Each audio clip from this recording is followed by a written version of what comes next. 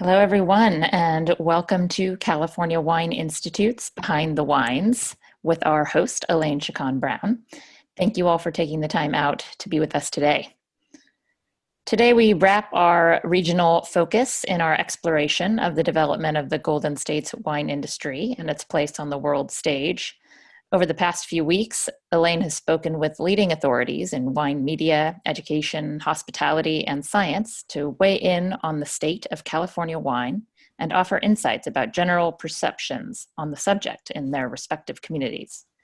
These conversations will highlight the exchanges between California and other great wine regions of the world, the common threads, as well as the varied approaches to viticulture and winemaking. And today, we have the great pleasure to welcome back for the second time during the series, Brenna Quigley. So before we get started, as usual, some housekeeping reminders for everyone. During the webinar, note that there are two communication methods available to participants, a chat section and a Q&A section. The chat section is an informal way for you to communicate with other participants. Just be sure to select everyone in the to field, all panelists and attendees, because it can default to panelists only. And the Q&A section is where we'd like you to submit your questions to be answered during the webinar by Elaine and Brenna. Now I'd like to introduce our host, Elaine. In addition to writing for her own site, Waka Waka Wine Reviews, she serves as the American specialist for JancesRobinson.com and contributes to a long list of respected publications. She contributed to the 8th edition of the World Atlas of Wine, which has won multiple awards recently, as well as the award-winning 4th edition of the Oxford Companion to Wine. She was named by the International Wine and Spirits Competition and Vid-Italy as one of the world's top wine communicators of the year for the last 2 years in a row. And Brenna. Brenna is a geologist and terroir specialist and works with wine professionals in all areas of the trade, from growers in France to importers and buyers in the US, in order to precisely define the most impactful elements of their terroirs in a relevant and approachable manner. She has a bachelor's degree in aquatic biology and geology and a master's in geology from the University of California, Santa Barbara. Today, she works with the Source Imports and Becky Wasserman and Co. to explore and research the terroirs of France. Now, Elaine, I'll turn it over to you. Great, thanks, Katie. Before we get started, I would like to comment briefly on the current situation in California. I want to thank everyone, our viewers, for having patience with us last week as we put the series on pause in order to respect what was happening in Napa and Sonoma. Brenna and I both live in Napa, Sonoma, and so it was a very live situation for us.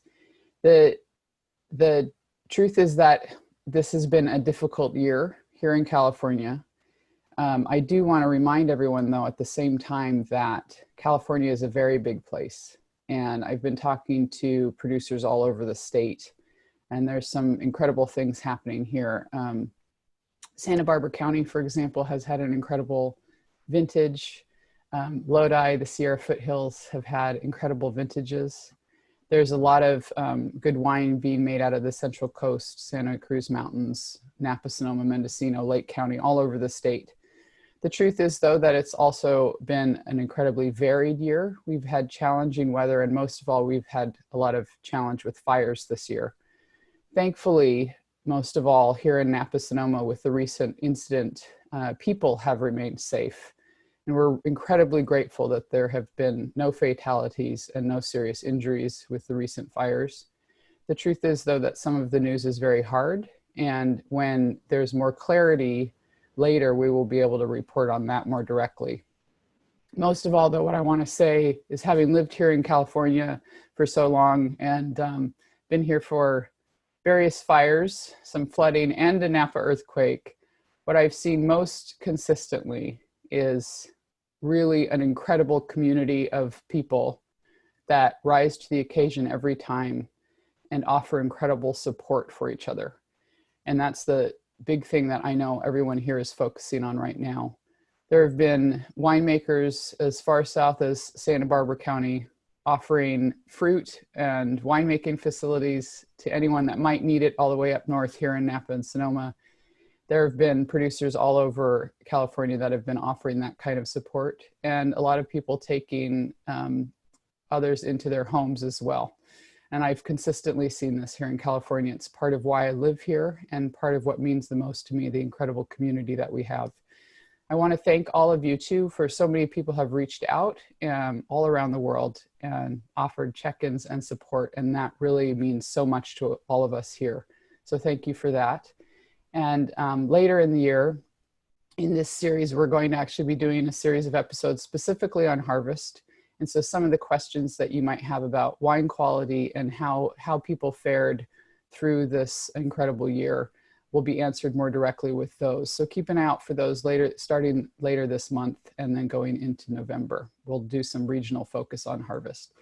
But today we are lucky to have Brenna return to speak with us more about the practical side of terroir.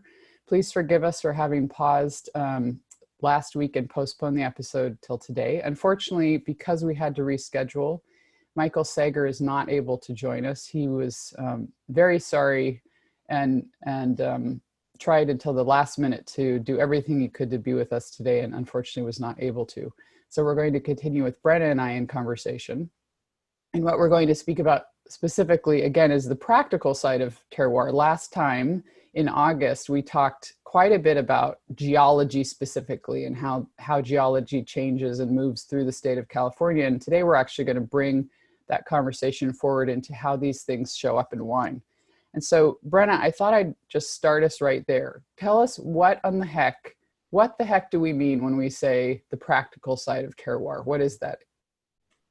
Yeah, absolutely. So when I think of kind of the practical side, and I often have to tell people when I do interviews or these things, I get so wrapped up in the geologic story because it's such a fun thing to tell. And then the next thing you know, it's been 30 minutes and we're talking about plate dynamics and tectonic plates moving and forming volcanoes and doing all this. And it's a great, exciting story. But the question should always come back to, but what does that mean for the wine? And not only just things like blind tasting, fun tricks where you can say like, oh, it tastes like a volcanic wine, or, tastes like it's on alluvium. It's more about why do we care if we can taste a volcanic wine, or why do we care if we can feel the clay?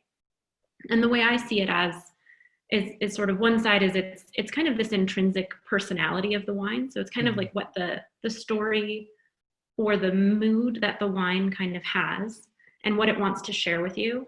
And the cool thing that we were hoping to talk with Michael about is how can we use that? How can we use this intrinsic personality of the wine as a tool, as a way to decide when to drink it, when to open a certain bottle of wine, when to open, a Cabernet from the valley floor as opposed to a mountain cab, or, with whom do you want to drink these wines?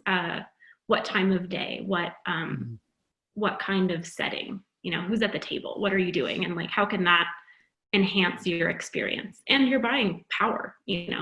When do you want to buy certain things?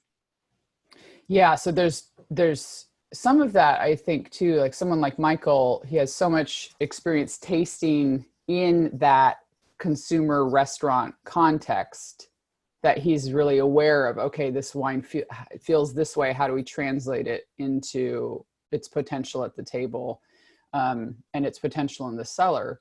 But I know that, to some extent, you and I can address that as well. One of the things that you and I have spoken about that I think is so interesting here too, and just in terms of trying to help people understand how do we accumulate this kind of knowledge and context that we're about to talk about.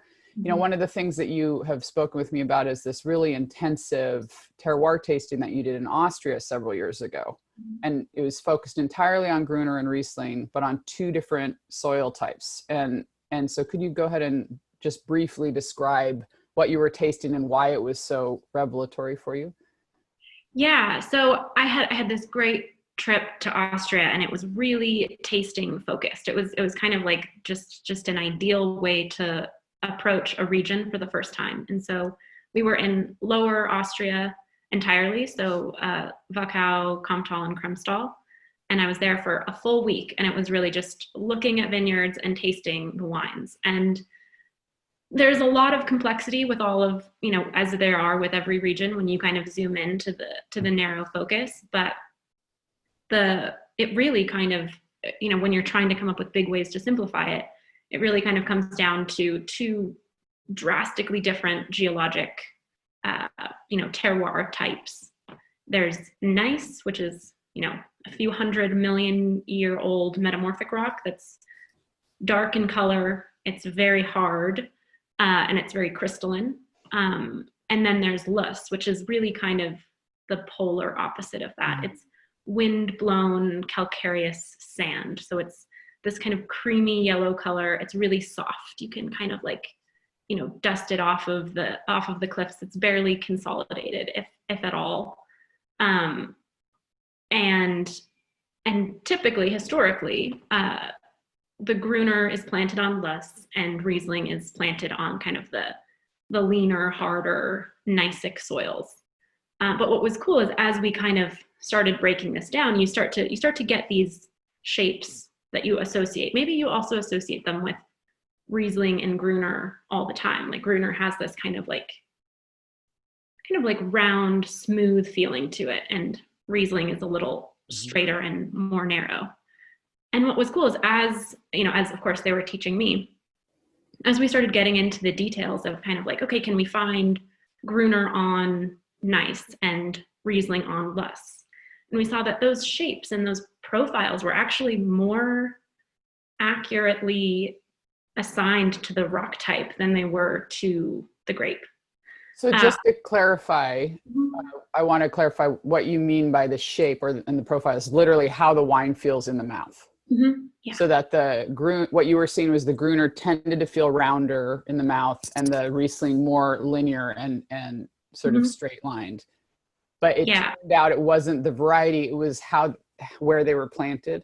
Yeah, it was really the terroir, and I started even picturing it as, especially loess, as like it almost felt like you had, like a river pebble that's like really smooth. It's been like smoothed out by a river. It almost felt like you had like a rounded, smooth pebble in your mouth.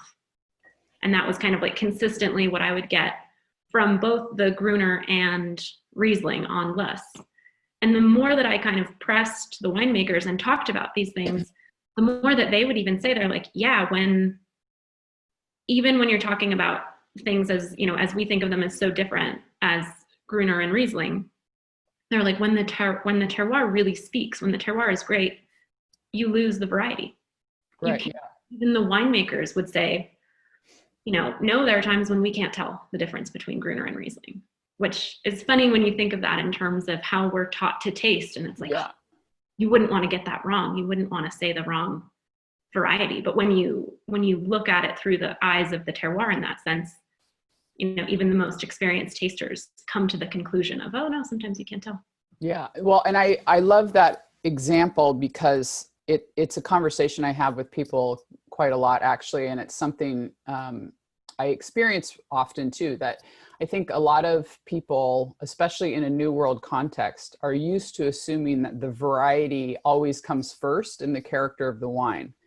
But as we travel the world and taste wines all over the world in a really careful, more systematic way, I think what we start to see is that when you have a strong site, or to use the language you're using, a strong terroir, it turns out the site really does come first. And to the point that you might not have any idea what the variety is, and the wine is fantastic, that the variety doesn't have to come first.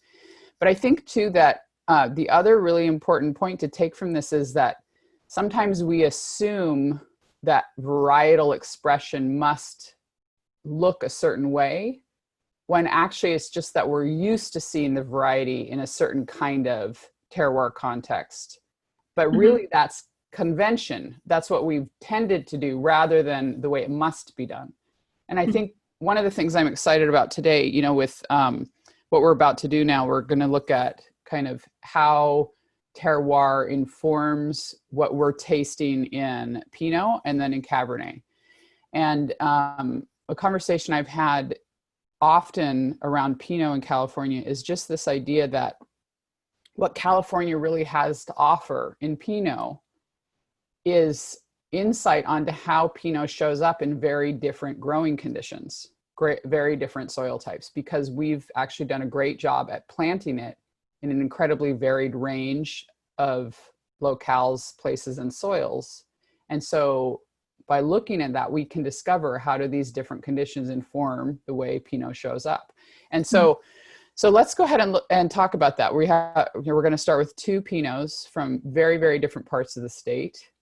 And they're both sites that you've actually been able to study and spend time with. And so Katie, if we could go ahead and look at a map of California and see where are these first two sites located. So this is a kind of a zoomed in part. You can see San Francisco Bay there and Monterey Bay as well below it.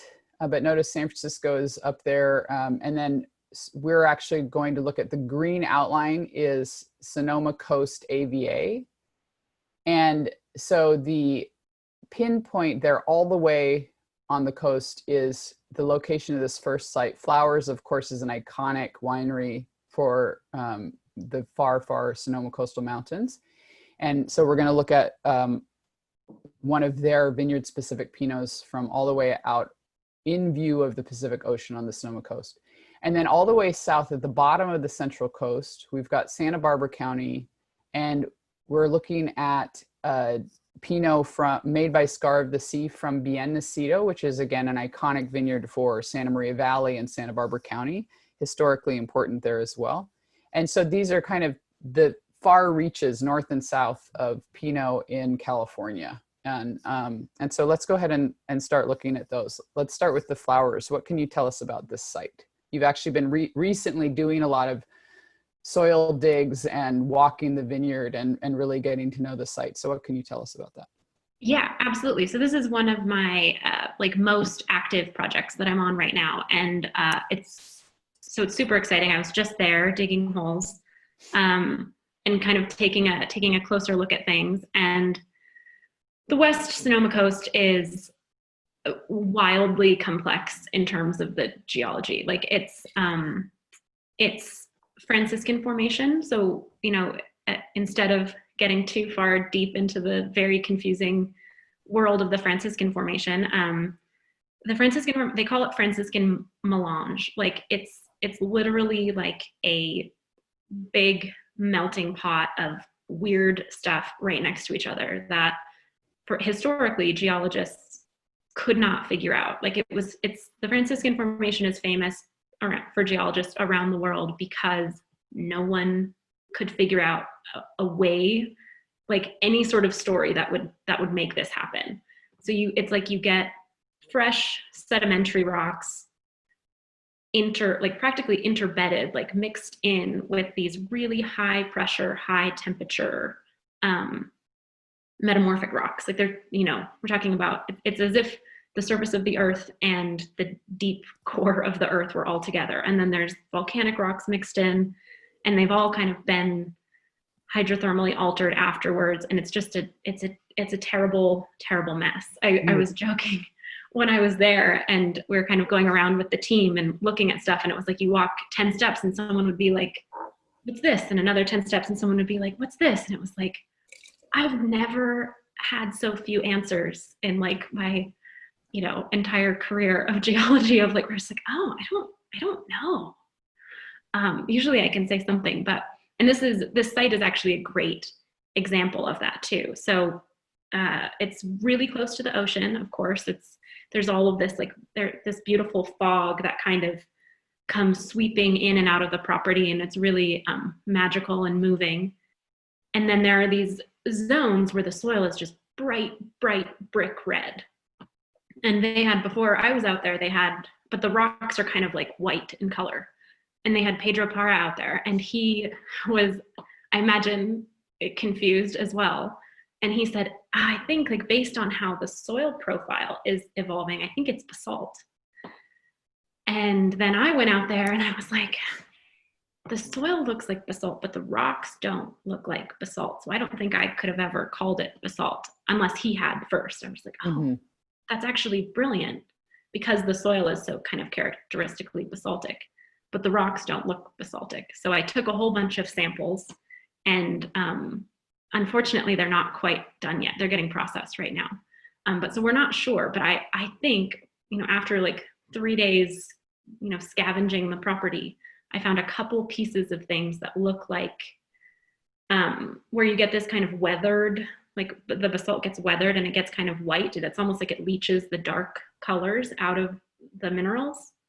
So you get this kind of white stuff, which is what we were seeing in the rocks, with like a little basaltic core. So we call that I was calling it the smoking gun. I was like, I think we may have finally found some evidence that this could be a basaltic terroir, but it's actually still to be determined. Right, because one of the things is basalt is actually profoundly weatherable, so to speak. It can be severely altered in appearance by weather. And of course, this is an extreme site that's relatively close to the ocean, within 1.5 miles or 2 miles of the ocean. And, but then also at high elevation between 14 and 1,800 feet in elevation. So it's really a site that something like basalt is going to go through a lot of weathering. But the other thing to point out here too is that in the kind of work that you do and in an unusual site like we're talking about, you can't just visually name the rocks in a definitive way. That actually a lot of the work that you do, you have to do follow-up testing to confirm what's being seen. But so let's go ahead and jump into the practical part though. Why does it matter? Right? Like we've survived all this time, millennia in wine without having to test things like this, without having to know, is this basalt or not? Flowers gets planted in the 1990s. They've been making wine just fine all this time. So why does it matter what the soil type might be out there?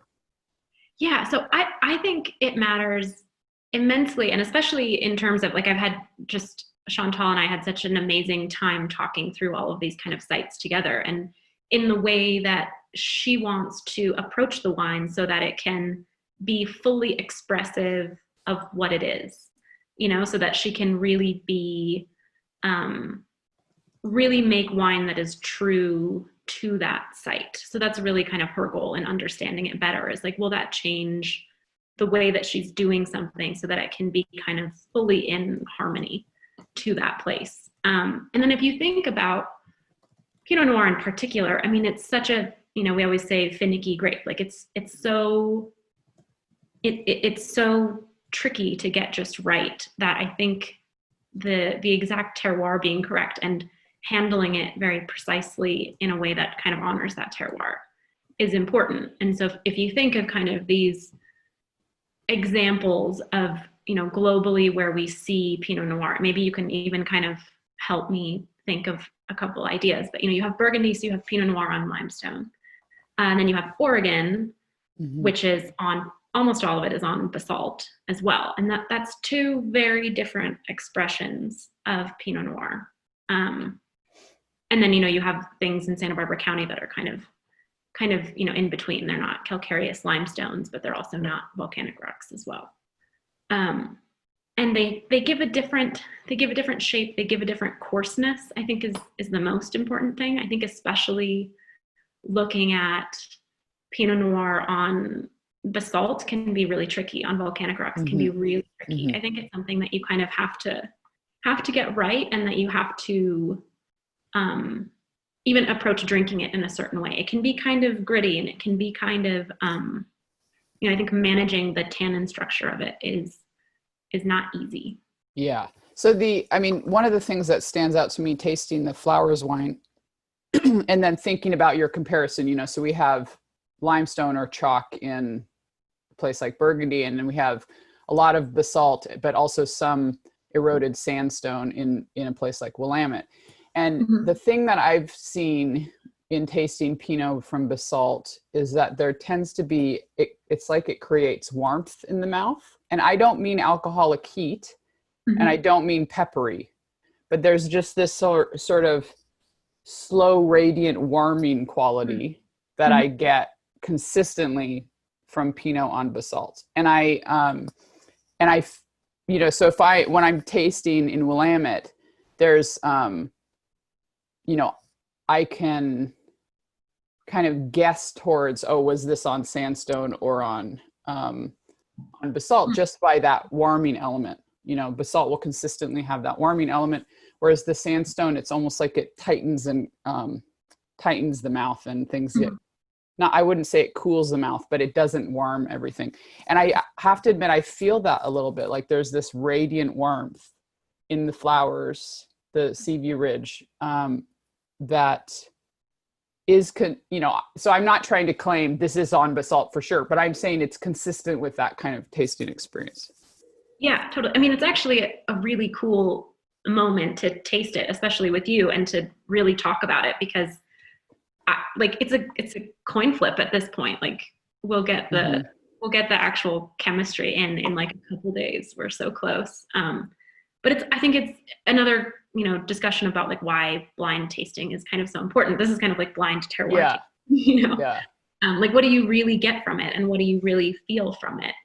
And, you know, I think in my discussions with Chantal, we've kind of talked about that a lot too, and kind of what she gets from it and what she feels from the sites, and how, you know, even little decisions that she's making can really move towards, you know, I feel like I'm not quite saying what I mean, but kind of in little decisions that you make that can bring that out, you know, like knowing, say you have a basaltic vineyard, you just found out that, you know, your terroir is basalt, and knowing kind of where that fits in this sort of global idea of expressions of Pinot Noir, how you might focus your attention or your way of thinking about things to fully be like, okay, let's, you know, instead of trying to, you know, go the Burgundy route, maybe like how can we fully get on board with a volcanic terroir for what we're doing, you know? Yeah, I think that's a really valuable point, is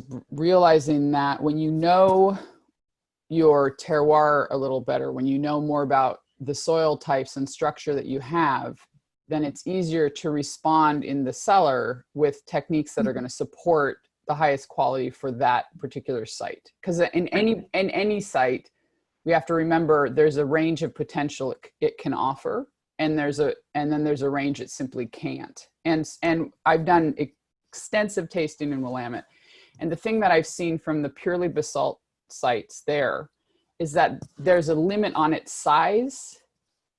It's hard to make a really big Pinot from a purely basalt site.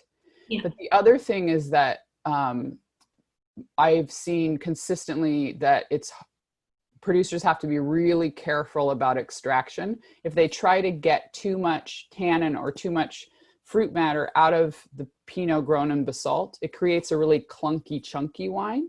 And so actually pulling back on extraction in the cellar supports a more coherent and elegant expression of Pinot from basalt. One of the questions coming in is if we think it affects the aromatics. And I have to say, in my tasting experience, I haven't seen an obvious, consistent aromatic impact from basalt. It's been more, again, that warming mouthfeel, and then that sort of sense of needing to respect the natural size of the wine rather than over extracting. Yeah, I would agree. I'm not a great aromatic taster, so the way I usually put it is there could be some aromatic through lines that I am not, you know, super familiar with yet. But it also just gets more complicated because I think that is, you know, fermentation plays such a right, yeah, in producing aromatics that it's hard for me to go there. Whereas I can talk about terroir in terms of, you know, texture and shape more confidently, for sure. Yeah, so just to re-clarify something I already said because of a question, again, the kind of warmth I'm talking about is not from alcohol. Alcohol creates kind of a heat element. What I'm talking about is basalt creates a feeling of radiance or warmth in the mouth that is not the same as heat from alcohol. And I know that's a subtle distinction, but we're going to keep going. So let's go ahead and move south. And this, you know, again, like last time we talked about, there's really complex geology going through the state of California. And now we're talking all the way south beyond Nacido, super different soil types.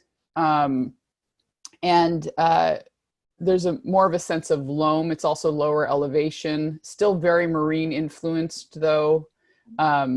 And so let's go ahead and taste this wine. You can see here where we're looking at Santa Maria Valley, all the way south in the northern part of Santa Barbara County. But tell us about this site and what it's really important to remember here. Yeah, so Bien Nacido's, you know, fabulous, like historically very, very important vineyard for Santa Barbara County. And in terms of geologically speaking, the San Andreas Fault is actually kind of just off of this map. So it's just off to the east or to the northeast, the sort of trend of the San Andreas Fault. And in Santa Barbara County, it makes this kind of big bend. And that bend means that instead of the two plates gliding past each other, they are crashing into each other. And so it's uplifting all of these different series, these little kind of series of very young mountain ranges. So they're very young, but they're very, very steep, very kind of dramatic. It goes from like sea level to 4,000 feet within just a few miles. And in Santa Maria, it's starting to kind of trend back upwards. But so what it does is it allows that kind of cool Pacific Ocean air to come in from the west. And that's why in Santa Barbara, especially, you get Santa Rita Hills, Santa Maria, and, you know, Los Alamos are all very cool climate grape regions due to that like very, very unique climatic setting. And then if you go all the way east, it's suddenly 30 degrees warmer, and you're growing Cabernet. But so for this site specifically, the important thing is that what's happened is that we've uplifted what was the ocean floor in a very quick succession, geologically speaking. So within just a few million years, which for us is very, very short time span. Bien Nacido is a huge vineyard and it's pretty diverse. And so there's lots of different blocks that have sort of different expressions. It's also, it's all farmed by Chris Hamill, who's fabulous, but they source a lot of their fruit out. So it's farmed in very different ways and has a lot of different geologic expressions. So in this case, people do talk about there being a little bit of limestone. I haven't actually seen actual limestone in the vineyard. I've seen rocks that are white that are not limestone, but then that like people tend to refer to as limestone. And then even more confusingly, I'll go in the vineyard and I'll do the little acid test and some of the soils are calcareous. So it's a little bit of a mystery. In this case, I don't think they're on calcareous limestone soils. It's more on that kind of very young marine setting. So the soils are going to be a little deeper. And in that sense as well, even though the wine, based on the winemaking style, is super fresh, there is this kind of sense of plushness, perhaps, especially in comparison to the flowers. Right. And the thing that I noticed really about this wine, it kind of melts and spreads through the mouth and has this just a bit of grip on the tongue. So I feel like the mouthfeel and tannin profile is very, very different on the two wines. But I also, there's a ton of aromatic difference, but again, like we were saying, we have to be careful on that side because the aromatics are it's in a way the most readily influenced by cellar choices. So what in terms of, your tasting experience though, what is it that jumps out to you most significantly in terms of how you would see the site expressing itself through these two Pinots? Yeah, totally. I think one, and maybe sort of the simplest, like an oversimplification of it too is, and I haven't dug holes at Bien Nacido, so I can't tell you for sure that the soils are deeper, but I imagine that they are. I don't think that there's a sense of anything heavy about them. I don't think there's any like heavy clay. But there is this kind of like, in terms of the shape of the wine, there is this really, I like the way you said kind of like melting. Like there's this melts and spreads through the palate. Like a light broadness to it or something, or maybe I can think of a better word. I don't necessarily want to say like that kind of like lifted ethereal sense, because it's a little bit more grounded to me than that. But it has, without there being any, there's width to it without there being any weight, you know, without, it's, nothing's holding it down, but it has this really kind of generous give to it. While I think, and what Mikey does so beautifully is that it has this generous give, while his winemaking choices also mean that it's super bright and super fresh. Yeah, yeah. So the big thing I see here is, so like the flowers, again, it has this kind of radiance, or this like radiant warmth element in the mouth. And if you almost think about the way that baking spices like cinnamon and clove feel warm in the mouth, there's a kind of velvety warmth that comes from cinnamon and clove. And I don't mean the flavors, I mean it feels warming in the mouth. In my mind, basalt, that's the kind of warmth I mean from basalt. There's this radiant warmth that comes from it. And I get that from the flowers, and it sort of warms up and radiates in the mouth. Whereas the Scar of the Sea Pinot, again, it like comes in the palate, and then it's almost like it melts and spreads through the palate. So it really coats the mouth and covers the mouth. It is actually comparatively a little cooling, but it's not, so it fills the mouth without being big, if that makes sense. So, which I think gets at some of the ethereal elements there. Yeah. And in my mind, the flowers would do beautifully with like sauteed mushrooms, even like a lighter meat, like pork would be just gorgeous with the wine. Whereas Scar of the Sea almost wants fresher, even some choicely picked vegetables. Like it really wants kind of like fresher cuts of food. It's interesting to see the contrast. We do need to keep up with time though. So let's go ahead and start talking about Cabernet. I think one last comment that I think we didn't quite get as far as just comparing the two is, well, I mean, both winemakers are very light-handed, you know, and they're both of those are very, very pretty, but there is an austerity to the flowers, I think, that you really see in the structure of it as well. And you have that, I think the soils are shallower, so that it gives a little bit of austerity, but also, you know, when hopefully volcanic rocks weather, they do produce some clay. So there is this kind of more compact, almost seriousness to the wine, versus the Nacido, even though I think it's actually farther away from the ocean, almost it feels more oceanic. It feels really kind of maritime. Yeah. Yeah. Basalt, as it erodes, creates clay, which kind of creates this sort of round, compact power in my mind in a wine. But let's go ahead and make sure we have time to talk about Cabernet as well. And so in talking about Cabernet, we were actually selected two very different wines that both come from Napa Valley. We decided if we sort of consolidate to one region, that'll help us focus the conversation a little bit more. But as we look into this map here, you can see we're looking at two wines in Napa Valley. However, Trailside, you can see, is about halfway up the length of the valley within the Rutherford AVA, but on the eastern side. And then we go almost all the way to the south, Coombsville AVA, which is very much one of the cooler parts of the region. It's very influenced more directly by kind of the cooling elements of the San Pablo Bay. And so we have two different parts of Napa Valley, but on top of that, two very, very different winemaking approaches. Though interestingly, but in both cases, the Heitz and then Parr Wine Club both consider themselves to be shifting back to what they would call old school Napa. And so we actually have two really different styles of wine, both imagining themselves as an expression of old school Napa. And so let's go ahead and talk about the contrast for the sites here. The Heitz, of course, is famous for their Martha's Vineyard wines, but this is actually Trailside, which is a very different sort of vineyard. So tell us about that. So Trailside is another one of my current projects that I'm like honestly kind of obsessed with.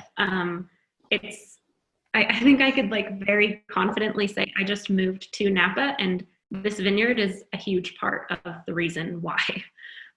Because I was just so inspired by the diversity of the terroir and by the just by the inspiring people in Napa who are like really passionate about kind of figuring some of this stuff out.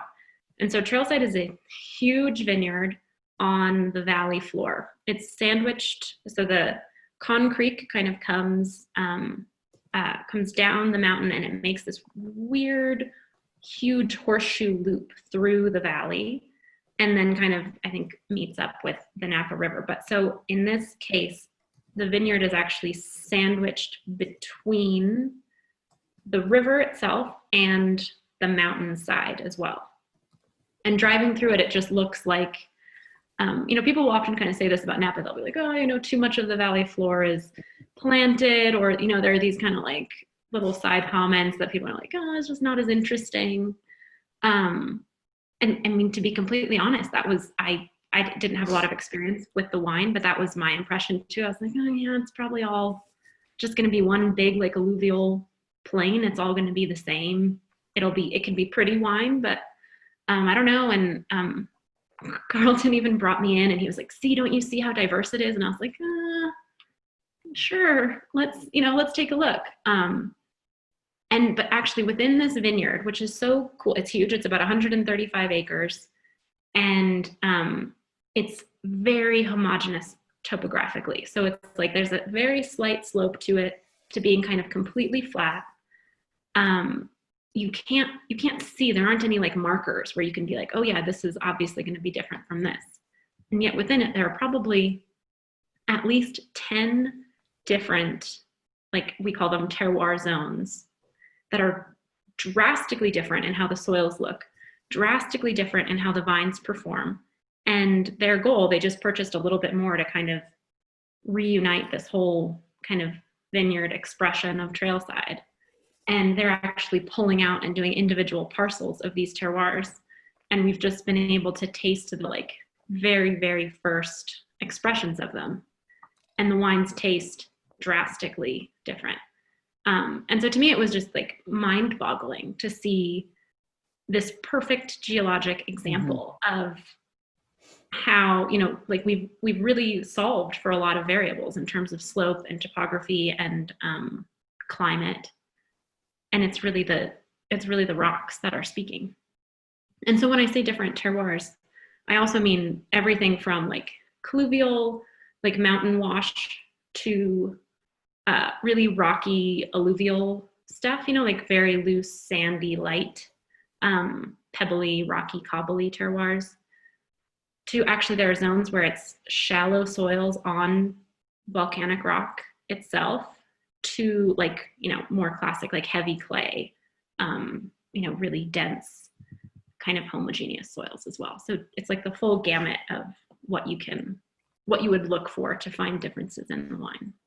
Right. So just to clarify some terms, colluvial essentially means that it's mountain eroded. So it's fallen down from elevation or down a slope, whereas alluvial means it's water settled. So in both cases, you'll have erosion of various sorts, but one is by land essentially, and the other is by water. And so some of the differences that end up happening there is colluvial, you'll have very rough edges, sharp points. Alluvial, just like elementary school rock polishing, you get these more rounded stones and rounded rocks, but also a lot of alluvium, as we would say. So really mixed rock sizes and all the way down to kind of sands, so to speak. So part of what I'm excited about with this Trailside project that you're working on is people are kind of used to thinking of Pinot Noir as really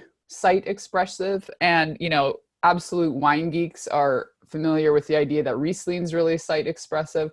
But I think that I think it's been really easy in the last 10 years or so to under-regard the complexity of Cabernet there's a way in which people, it's very easy to think of, Cabernet as, to give it less conversation. It often sells for more.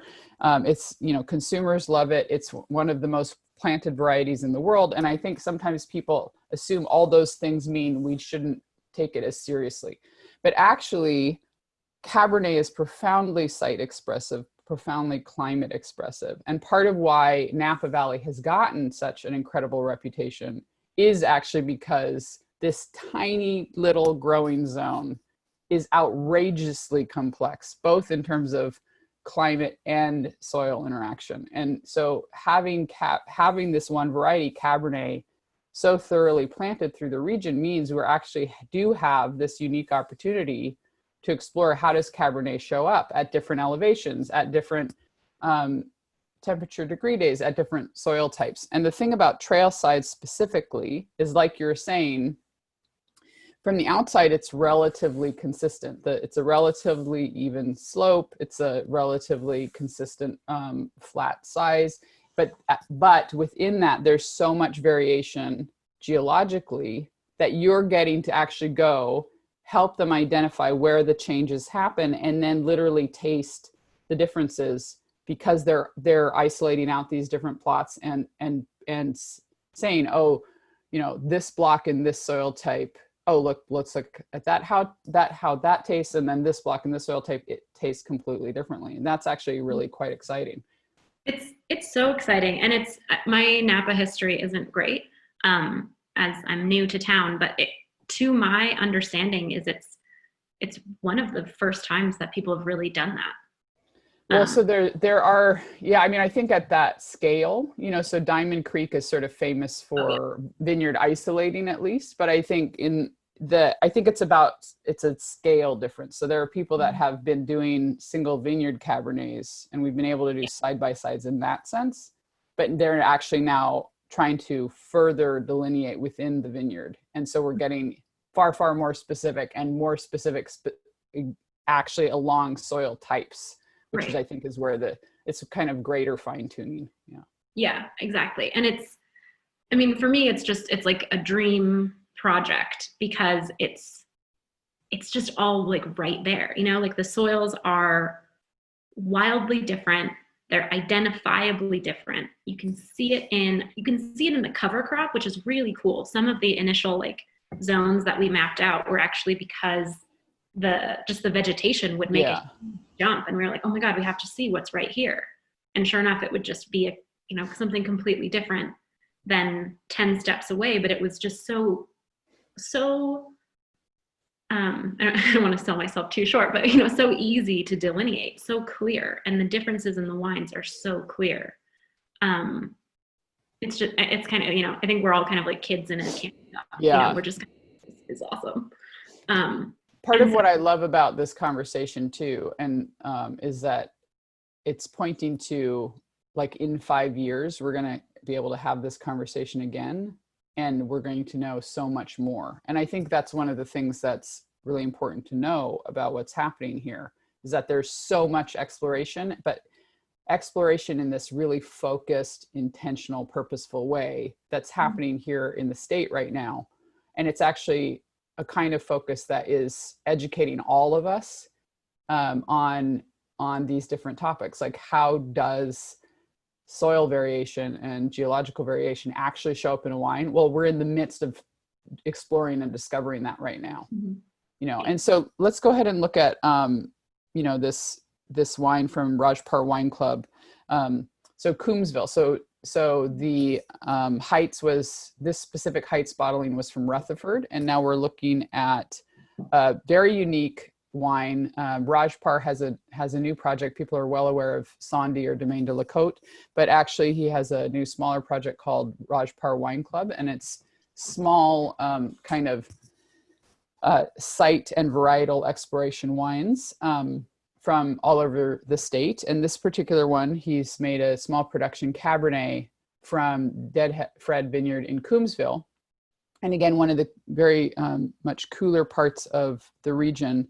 But the but also really different. Like Coombsville, my understanding of Coombsville is that it's really very much a mix of different types of volcanic soils. There's a lot of compressed ash, but then also different types of volcanic rock. And I know you're still getting to know some of these regions, but can you tell us a little bit more about sort of how that region differs from something like Rutherford? Yeah, so I'm pretty new to especially the Coombsville area. I have a couple new projects that are in process, and I've just walked through Dead Fred really briefly. But so what's cool about it is that you kind of the Vaca range, you have these really young kind of successions of volcanic rocks that are related to really sort of the initiation of the San Andreas Fault as it kind of migrated northwards, which is a complicated thing to say, but maybe we could circle back to it. But so there are these really young, it was kind of this really young, like, burst of volcanic activity that happened in the north not that long ago. As the Triple Junction, if anyone was here for our last conversation, migrated north, it kind of like, they were kind of like moving volcanoes. And so you can follow this trend of volcanic activity from all the way from, like San Diego to San Luis Obispo to here and to farther north. And they die out as it moved along, as it kind of continued on its path. But so then what happened is that there were these young volcanoes, and there was this kind of, you can see the San Andreas Fault there to the west, that's still kind of moving. So there were these ripples that were uplifting, ripples kind of off of the San Andreas that were uplifting these various ranges that created the Mayacamas and the Napa Valley in between it and the Vacas further to the east. And it happened so quickly. Everything was young. Everything was kind of like fresh. These mountains were uplifted quickly, and then they kind of collapsed downwards, basically because it was like kind of like a house of cards. They just got built up a little too fast, and they slumped back down. And so my understanding, especially from Coombsville, is that there's a big, it even says like the cup and saucer is kind of where we're talking about, is this big slump down where you kind of like get these repeating units of volcanic rocks that got all broken up as they kind of toppled over.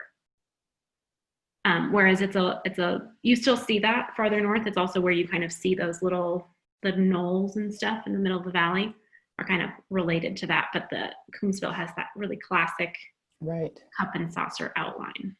Well, and so one of the things I think it's really important to talk about with Cabernet is just tannin profile. And the thing that stands out most strongly to me in these two Cabernets is actually cellar choice. And so, and part of what I'm getting at there is like Cabernet is, in my tasting experience, Cabernet is so incredibly responsive to the role oxygen plays in the cellar. And so like historically in Bordeaux, as an example, racking plays a really important role in the aging evolution of red Bordeaux blends, because that racking, of course, changes how the lees are interacting with the wine, but it also really importantly introduces oxygen. Just by moving the wine from one vessel to another, oxygen is being introduced to the wine. And the more that oxygen is intentionally introduced, it creates kind of a plush layering in terms of the mouthfeel. And so it can be really important for something like Cabernet, which can have very firm tannin, because you sort of moderate that firm tannin by creating this kind of plush layering through simple introduction of oxygen through something like racking. So the Heitz cellar wine was actually aged for 3 years. It was racked, I think, 3 times. And the Parr Wine Club wine, I don't actually know how much it was racked. It was aged about half that time. But the big thing to me is like, it feels very much like a Cabernet that was not intentionally introduced to a lot of oxygen. Like it has that very firm, upright character. The tannin shows up as columns in the wine rather than velvet in the wine.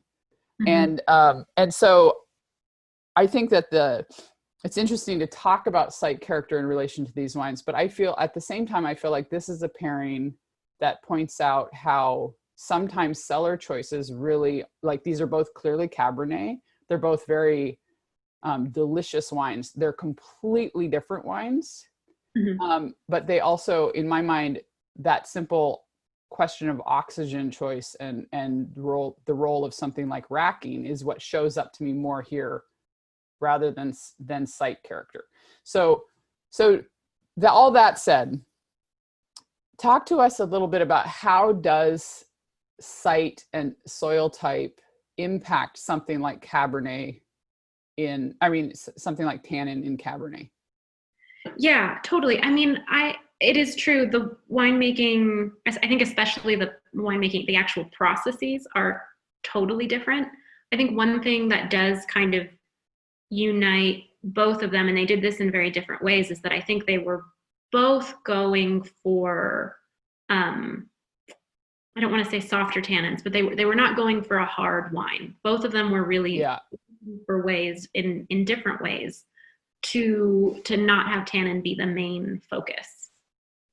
And so, for example, so for the Heitz, this bottling in particular, and what will kind of continue to be this classic Heitz Trailside bottling, is it's primarily from a little portion of one of the blocks within Trailside is kind of the soul of it. And it's this lighter soils that have this like red chert. It's amazing. It's like, it catches your eye. It's so distinct.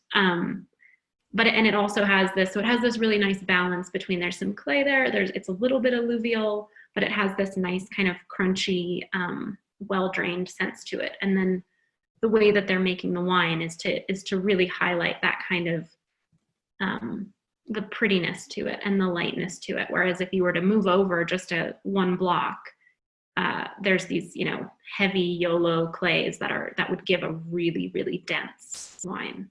And so I think those choices are you can kind of see them here, in that they are leaning towards the valley floor expression of something that is rounder and softer, while still being, Cabernet that has bones to it. Versus, so Coombsville, and for Dead Fred Vineyard in particular, is on kind of shallower volcanic soils. And you see a similar, I feel like I see a similar expression with straighter lines and definitely a leanness to the wines. Kind of an austerity structure of the wines, that they, in a different way, were clearly, and they would say this too, in the lowest intervention way possible, because they're extremely low intervention, was still to not give any harshness or any roughness to what they knew were going to be very, very serious tannins, very serious lines, a very serious structure to the wine. And so if you look at those, those two things, Cabernet in itself can already have serious structure. It's going to be a bony variety. And then you're looking at shallow soils on volcanic rocks on kind of a steep slope.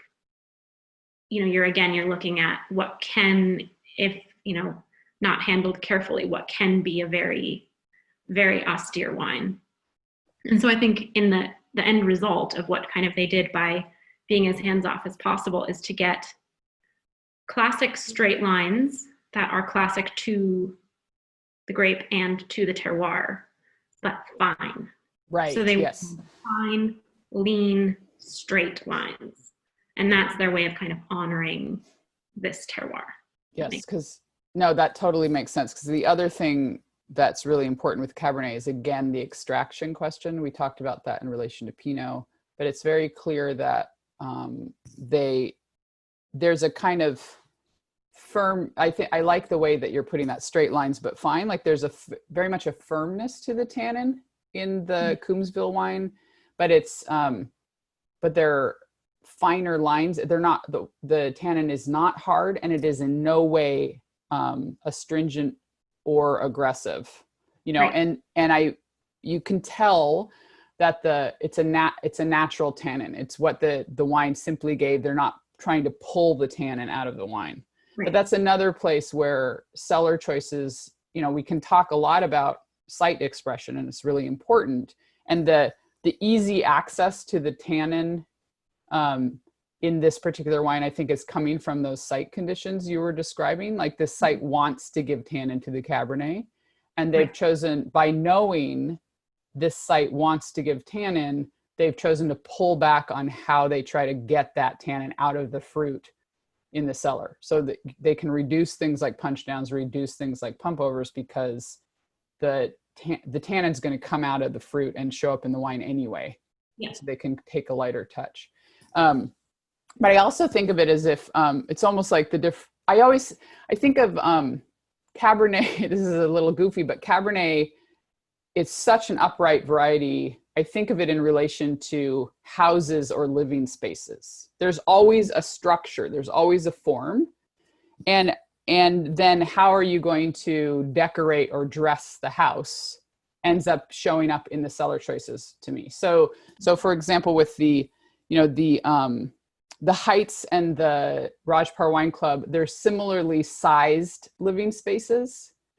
They both have very clean lines, but with the Heitz, they've chosen to bring in some nice throw rugs and, you know, some comfortable pillows to lean against with a nice velvet texture, you know, so there's this kind of comforting mouthfeel that shows up with that upright tannin. Whereas the Parr Wine Club, they're saying, no, we want a really minimalist living space. Yeah. We're going to have just enough furniture to sit on. We're going to have just enough for you to enjoy being here, but we want only natural light, and no extra furnishings, you know, so it's a very straightforward, this is Cabernet kind of wine, in contrast to the Heitz. Yeah, absolutely. And I think both of those terroirs are really the same. That's kind of the same way that I would describe them as well. Like, similar sizes, similar, balanced construction. But there is this kind of give and this comfort to the valley floor. And I think, but that doesn't mean that it isn't just as serious as the mountain Cabernet, you know, which I think is something that that gets lost oftentimes. Like, they're two different wines, but it has all of the pretty seriousness that a very well put together wine should have, and that's there on the valley floor as well. Mm-hmm. I think that was part of what was like so fascinating for me to learn too, was that there is this different expression of something very important kind of right next door to an expression that maybe I'm a little more familiar with, at least from a geological perspective. You know, like my early interest was always to the shallow soils that were right on bedrock, because I felt that was where the most important terroir expression was. And what I've learned is, kind of the opposite, that there's so much expression and there's so much to learn in both locations. Yes. Really, but there's a lot to uncover on that. No, and it's part of what's exciting about you being here now and getting to do these studies now. And one of the questions that came up is there a book that's really great at identifying correlations between soil types and palate expression? And I'm going to be super blunt and say, no, there's not.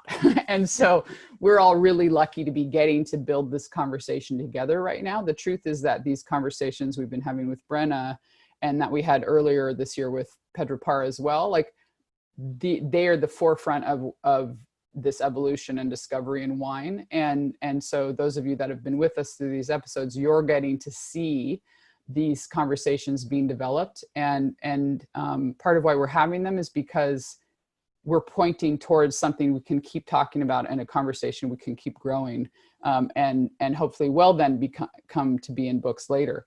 So we're actually out of time. There's so much more we could talk about. But before we go, I want to make sure, Brenna, could you please let all of us know about your podcast? It's something I really want to encourage people to listen to. The quality and the stories that are being shared, the information being shared, are really quite in depth and a pleasure to listen to. So could you please tell us about your podcast? Thank you. So it's brand new. It's kind of my newest little baby that we're working on. But so the idea is it's called Roadside Terroir, and you can get it, anywhere that you get your podcasts. And the goal is that you kind of go on a road trip with me and all of the winemakers of the various regions that we're visiting. And we literally drive through the different appellations, and we drive through the vineyards and kind of point out not only the main geologic features that you would see along the way, but also the main terroir features and where climates change and where soil types change and where the topography changes and how that fits into the geologic history of the region and what it means for the wine. And then it's also kind of there's fun travel elements as well. So we eat good food and taste wine together and listen to music. And so it's really meant to kind of give you a full immersive experience for what that region really feels like, what the terroir really means for that place. So we're starting with Santa Barbara County for a little mini season, and then we have new seasons coming up soon. So. Well, and so could you say again the web address to find it, or what people should search for? Yes, so Roadside Terroir, and you can get it at our website, which is roadsideterroir.com, or on Apple Podcasts, Spotify, anything like that. You should be able to find it as well. Great, thank you so much. So Brenna, thank you so much for making the adjustment last week to this week, for coming back for a second episode. There was strong popular demand to bring you back, and so I'm so glad we're able to continue with this conversation. Thank you so much for having me. It's an honor, and always an honor to talk about California and what we're all learning. It's an exciting moment that we're all learning together. So great, thank you.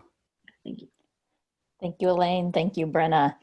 A recording of today's webinar will be published to the California Wine Institute's YouTube channel in the next couple of days, and all of you participants will receive an email with the link.